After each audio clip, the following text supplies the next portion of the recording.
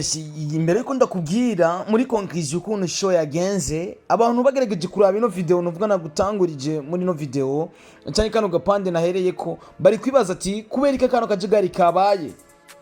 Ariko inyuma yako ka video katangura nagwa yindi video yerekana The Ben ari kuri stage. Bisigura ko The Ben ari kuri stage ariko araririmba. Nashatse kuguha ivyabaye after The Ben avuye kuri stage akora ko ka video katanguye, ariko ndaza kuguhereza naka video The Ben ari kuri stage ukuntu vyari bimeze. Izina ry'Imana umuntu yarari muri ico kibanza, show yari imeze neza cyane, yarimwe abantu benshi cyane, ariko ndaza nkubwira utunenge tumwe twagiye turaba aho na Big Farious tari kuza muri iyo show kubera ko atari bwahagwe amafaranga yiwe. Ndaza kuvuga ku bintu bishika bingahe. Ndavuga utunenge twagiye turibonekeza muri show. Kubaririmbyi bataririmbye harimo Lino ndetse na Big Farious ndetse na Bushari atigeze aja kuri stage. Nongere nze ku kibazo cyari cyabaye Big Farious tari yahawe amafaranga yanka kuza muri show arabiheba. Kinongera nze no ku kibazo kubera ko Sadbi yaririmbye imbere. Kinongera nze no ku kibazo cy'uwateguye show. Kinongera nze no ku kindi kibazo cha The Ben. Ni kintu ngira mvuge buri kintu cyose cyabaye muri ino show ndaza kukikubwira. Ugerageje kureba kano kajagari kabaye, hari impamvu kano kajagari kabaye. Ndaza kugaruka no ku kibazo cyabaye ejo bavuga yuko hoba hibwe telefone ya The Ben. Ndaza guhera neza na neza show igitangura. Ni show twabonye Ingo Live Band bashitse mu kibanza baraza gukora check sound. Ariko baje gukora check sound baraza kugenda kwihindura. Ariko Ingo Live Band bagiye kwihindura, The Ben yamaze gushika ndetse na Sadbi ari kumwe nande na Kenfi. Uwo mwanya nyene bagiye kwihindura, Ingo Live Band arimo ba warase bakora The Magic baje kugira check sound. Amatwi nagumye ndashira hagufi, ndumva neza na neza ko haza kubanza kuririmba umuririmbyi Lino. Ariko akaba umwe yari muri naho company yavuze ati nta kuntu Lino ja kuririmba bwa gatatu agatangura babu ni umuririmbyi wo mu Rwanda ndetse agasubira Bushare hama Lino. Ariko abantu baravuga ati harimo na Mipro, reka dutangure Lino kugira Lino aze gutuma Barundi cyangwa abanyarwanda bari ngaha, kubera ko babu nta mahita afise hano mu Burundi aza gutuma abantu baja muri vibe. Nuko rero turabandanya, ariko kuri stage hatanguye kujayo umu artiste bitewa cyane, ariko tukaba tuzi ico kibanza cyakiriye show Mercedes Office ni kibanza saa 5 baba bugaye canke na saa 5 taranagera. Twibukanye kuri Kigingi Sama Comedy, Kigingi yaje kurangiza show itararangira.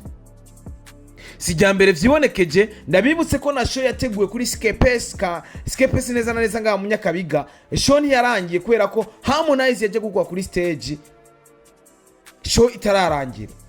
Umwanya mbega wo butugora canke abateguye show ntibaba bafise mu mutwe umwanya baba babahaye, biba bimeze gute muri contrat baba basinyiraniye nabanyene kibanza. Haje kwibonekeza umu DJ kuva mu gihugu cy'u Rwanda w'umwigeme, ntibuka neza izina kuko ya the first time ndamubonye. Araja kuri stage aravuza uwo munyarwandakazi yivugiriza inyamerika nta ndundi yigeze avuza canke inyarwanda. Bisigura yuko numwanya yatwaye. Avuye kuri stage Romi umu DJ wa Diamond Platnumz ataja kuri stage. Yatwaye umwanya uruta Sadbi yatwaye. Yavugije ngira indirimbo zose za Diamond Platnumz. Ndabaza ati none ko tumenyere kino kibanza 23h babugaye, ko Romi avugije umwanya muremure nibiki? Arashira indirimbo za Zuchu, arashira mu indirimbo ya Harmonize, arashira mu indirimbo za Mario, arashira mu indirimbo nyinshi, arahabwa umwanya gushika nahamagara. Yavuye kuri stage nimba bavuganye na champagne tije kutamvuze kaka kandi ari je naje kukwakira ku kigo cy'indege. Ibyo twabibonye ko champagne ari akantu yamubwiye ati kaka twazananye n'ije naje kwakira kuko yakindege naho ntari kuri afishe tumumpamagara kuri stage araza gusubira kuri stage Romi hamagara champagne nguwo nawe araririmba gatonya ariko vya bindi vyiwe wiwi papa Kajara aravayo. Romi yahawe umwanya munini uruta wa Sabi. Je nari nziko bagira bahamagare Lino ariko baca bahamagara nde ariko muri uwo mwanya nibaza ko Lino atari bwashike. Uwo mwanya baca bahamagara Sabi. Ndavuga ati ko Sabi atangwe kuririmba Lino atararirimba ntangura kwikeka wa mwanya ati ntibagira bamukase Lino ndetse na bababu ndetse na babusha. Bimaze kugenda uko onye aho ndiko ndakubwira ivyabaye muri show ni conclusion kandi narindi imbere buri kintu cyose ivyo umuyemusi byose yavuga navyumva kandi naguma ndabikwirikana kuko navuga ati naze guha conclusion abakunzi ba Star TV. Ndiko ndegera ku kibazo cyabaye cya Big Farious Ataririmvye gushika naho bavuga ati badusubiza amafaranga yacu twe twarishe kugira turaye Big FIZZO. Sabi araririmba agira kugwe kuri stage Kentpi ari hasi yashwanye n'ujya mugabo ex manager wande wa Debene gushika naho Kentpi manager bavuga teka kudufata nabi bana turi hani waje Burundi ex manager wa Debene bateranya majambo na Kentpi manager wa Sabi nguma ndabumviriza nk'umunyamakuru ati je ndabumviriza nguma ndabumviriza acheka kudufata nabi. Sabi bakuwe kuri stage aho yari yazanaye n'umukunzi we Bernashi akuwe kuri stage umwanya atari kirenga amanje guterana amajambo na Muyoboke ex manager wande wa Sabi wa Debene Pito. Sabi navuye kuri stage amipronga kuri stage kwetu sikwagira hamagare Big Farious ngo amaze imyaka myinshi ngo yakoze amahita atandukanye tuyibaza ko agira hamagare Big FIZZO the band avuga ati karabaye none Big Farious ni waza gusoza kuri stage bino bintu babikoze gute canke the band araza guhamagara Big Farious kuri stage. The band aragenda radukubitira amahiti yiwe piga hiti pale habibi piga mahiti pale take maga take to the dum dum dum dum dum dum dum dum piga mahiti pale. Abarundi bishimiye The Ben cyane kuko murazi ko abarundi tugira urukundo tugira umutima mwiza cyane. DJ Brian hari ku mashini no yarari DJ Rome araza mu nyuma aramuvugiriza agasemera live kidogo live walayi The Ben kuri live yo kwica dufise ibihanganye kuri live kandi Ingo Live Band tubibutse ko yavugirije The Ben neza cyane. Respect kuri Ingo Live Band. The Ben yavuye kuri stage avuga ati iyo gusiki wacu reka tubahirize leta umwanya uragiye. Yavuye kuri stage ari kurira ashavuye yanahamagaye na Pamella kuri stage bamubwiye ati Pamella yamagaye Pamella kuri stage ku ngufu kubera ko abafana bariko baravuga ati Pamella aravuga ati nimundeke ngende hamagara Pamella kuri stage biranka ko avuga ntituzi ko hari yaje dafunguye nago tubizi ko atari yahawe akaye canke atacu yakoze na The Ben tuzi buruhe yarafise yaje kuvugira kuri micro ibintu bitumvikana. Pamella araza gusubira inyuma aragenda. Ivyo ndiko ndavuga nivyo niboneye n'amaso yiwanje. Pamella rero agiye The Ben nukaza gusezera arira akora nkosozi. Reka ze nguhereza ka video barigera bahamagarire Big FIZZO. Tire vyagenze gute? Sinza kuguhereza ka video bagira bahamagare Big FIZZO. Ndakwereka kwanza d'abord ukuntu Big FIZZO yaci. Ukuntu yururutse yashitse mu kibanza neza na neza muri Mercedes office. Hamace ngaruka kuri video bari guhamagara Big FIZZO. Suko se none? Nuko.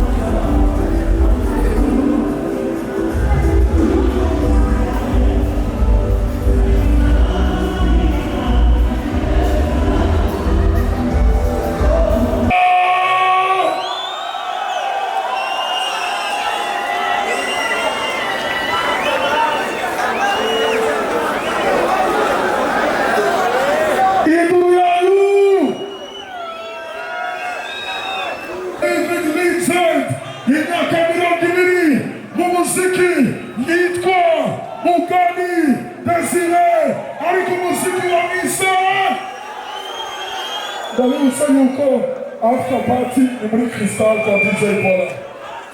Tugira twese induru nyinshi kuri